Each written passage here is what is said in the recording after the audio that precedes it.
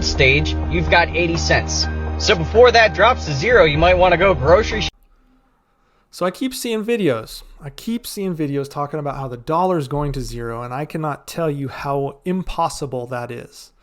Like legitimately 0% chance. Okay, maybe if the meteor hit the United States but spared everyone else and we no longer had the dollar and someone was like, we got to figure something else out, then yeah, sure, the dollar could go to zero. But if barring something like that, the dollar is not going to zero, period, end of story. And when I see people say that, or Fareed Zakaria get on CNN and talk about how the dollar's dominance is numbered, I want to be like, who the hell, did you not go to any standard economics class and learn about how supply and demand work? And the reality is yes, it's more advanced than that. And if you want to see that, go watch my other videos. I go really deep into the advanced reasoning behind the dollar strength. But this video is, I'm going to break it down very simple. I'm going to use a playground, and Brent Johnson and Rhett Reisman do a great job of explaining it this way. So there are kids on a playground. Each kid represents a country. You have kid Britain, kid America, kid Japan, kid China, kid Russia, whatever. You have all these kids on a playground, and the playground obviously is Earth. They have a bunch of Pokemon cards. These Pokemon cards are the goods and services each kid produces, but they have Pokemon cards and they want to sell their Pokemon cards. Well, how do you get what you get? How do you trade that? If you have Pokemon cards, you don't want to trade for other Pokemon cards. And it's really hard to trade a Pokemon card for like a bike. So you use cookies. Cookies are the currency of these kids. The problem is some of our moms make delicious homemade cookies, and some of our moms bought Nilla wafers from the store. So how do we determine the value of each individual person's cookie when we can't agree on which cookie is good or not? I mean, if I don't want to buy Nilla wafers, or I don't want to sell my stuff for my Pokemon cards for Nilla wafers when I can sell it for chocolate chip cookies. Suffice to say, not all of the cookies are the same, and unfortunately, not all kids/countries have accesses to certain cookies. However, there is one kid that for decades has always had the best homemade cookies. They're the most delicious, they're the most stable, they're the most defended, they're the most available, most liquid cookies you can get. And by liquid, I mean available to trade, not like they're liquidy cookies. That kid's name is Kid America, and his mom makes the best damn cookies. And lo and behold, everyone wants Kid America's cookies. And the demand for Kid America's cookies rise and rise and rise over the decades. The problem is Kid America's mom, also known as the Federal Reserve, can't make enough cookies.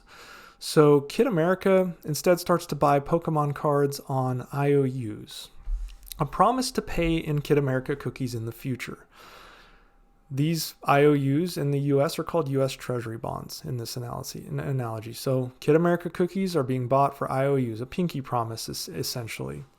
I promise to give you Kid America cookies in the future, but go ahead and give me Pokemon cards right now. It's a standard loan. Now the kid selling Pokemon cards know Kid America is good for it, so he sells the kid Pokemon cards and takes the IOU, knowing he'll get his cookies eventually. And the U.S. has never defaulted on its cookie obligations ever. Kid America's cookies are so good that Pokemon sellers only want his cookies now. So if you're not Kid America, you're going to need Kid America cookies. No one else is accepting Kid Russia cookies. Maybe China and Kid Russia are trading amongst themselves, but when you want the Pokemon cards from the best Pokemon cards from another place, such as Kid France, you're going to have Kid America's cookies, because no one can agree on whose cookies are actually good, but everyone agrees that Kid America's cookies are really good.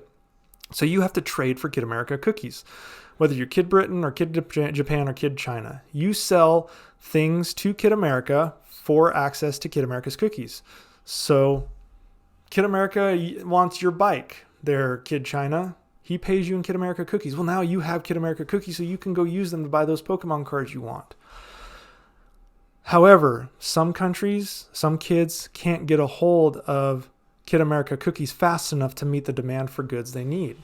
They can't get enough cookies to buy enough Pokemon cards they need. So Kid Japan starts writing IOUs in Kid America cookies saying, hey, I'll pay you in Kid America cookies in the future.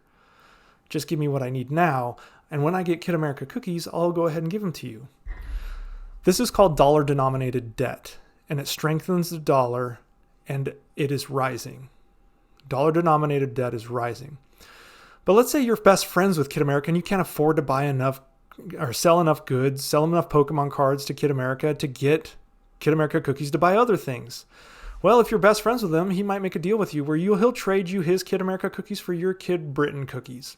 And then in the future, you trade back. But the difference is you owe him interest in those cookies, and you have to pay Kid America back the interest and principal in Kid America cookies. So it's a self-strengthening system.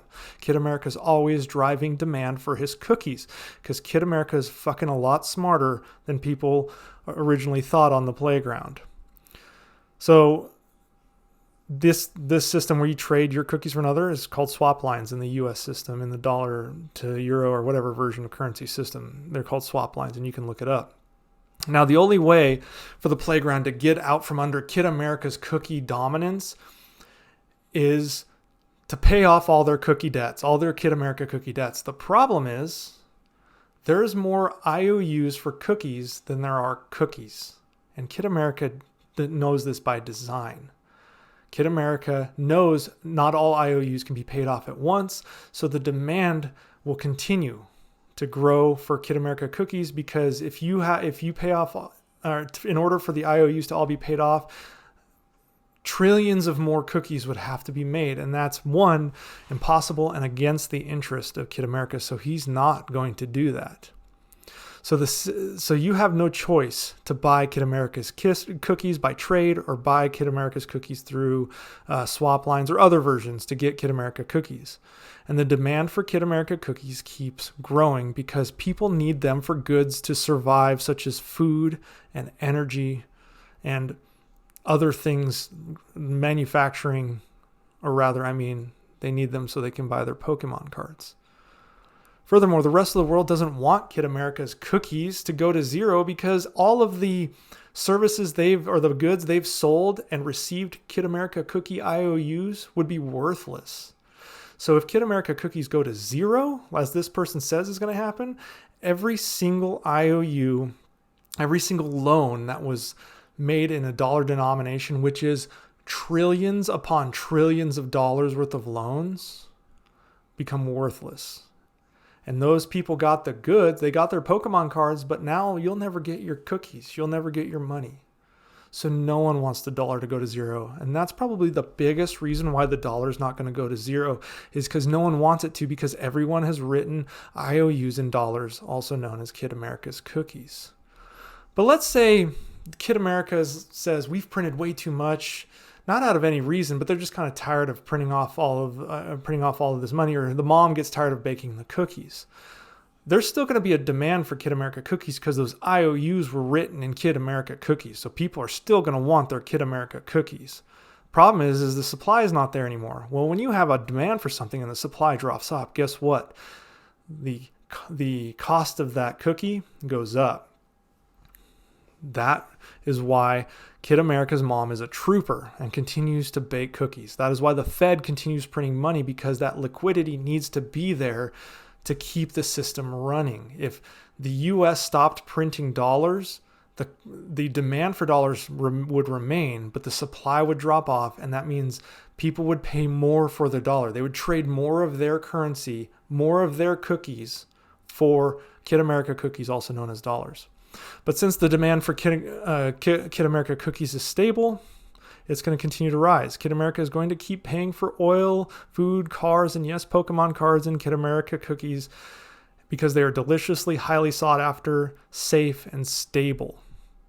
The difference is when Kid America wants to buy more things, he just tells his mom, make more cookies, I'll go buy it. When Kid Britain or Kid Japan wants to buy something, they need to have Kid America cookies. They need to go to Kid America and find out a way to get Kid America cookies, whether it's through trade or swap lines or some other means. That's the advantage the United States has. It makes the money for the system and has basically whatever supply it needs to meet the liquidity and do the trading. But other countries need to go to the US in order to get the most delicious cookies in the world. And that is why it's not going to zero.